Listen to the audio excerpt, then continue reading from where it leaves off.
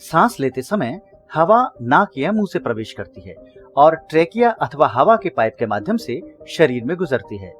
इस हवा से छाती और पेट बाहर की तरफ हो जाता है। सांस लेने का प्राथमिक अंग है फेफड़े, जिसका कार्य है वातावरण में से ऑक्सीजन खींचकर खून में स्थानांतरित करना। ट्रेकिया अथवा सांस की नली दो ब्रोंकाई में विभाजित होती है। ये ब्रोंकाई छोटी शाखानुमा नलिकाओं में विभाजित होती है, जिन्हें ब्रोंकियोल कहते हैं।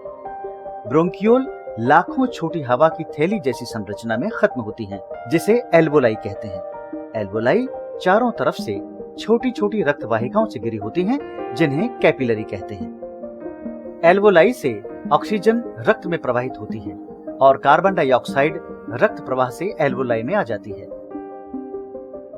इस प्रकार सांस छोड़ते समय कार्बन डाइऑक्साइड निष्कासित होती है। सांस छोड़ते समय पूरी छाती और पेट अंदर की ओर चला जाता है।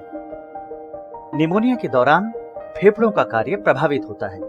सांस लेने के दौरान कुछ सूक्ष्म जीव सांस की नली के माध्यम से फेफड़ों तक पहुंच जाते हैं। फेफड़ों के अंदर वो सूक्ष्म जीव एल्वोलाई को संक्रमित कर देते हैं।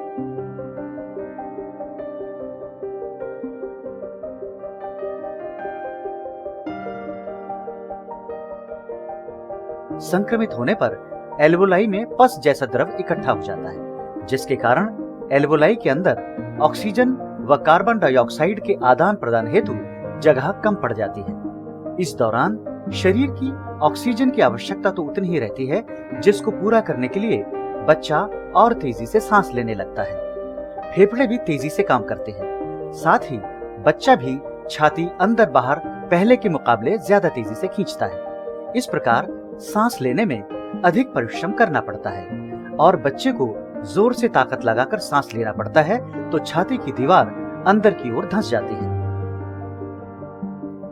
अगर इस दौरान बच्चे को बिना किसी उपचार के या फिर अधूरा इलाज किया जाए तो शरीर की कोशिकाओं में ऑक्सीजन कम हो जाती है और बच्चा नीला पड़ सकता है। शरीर के महत्वपूर्ण अंगों को ऑक्सीजन की आपूर्ति कम हो जाती है और संक्रमण सारे शरीर में फैल जाता है, जिससे मल्टीपल ऑर्गन फेलियर हो जाता है।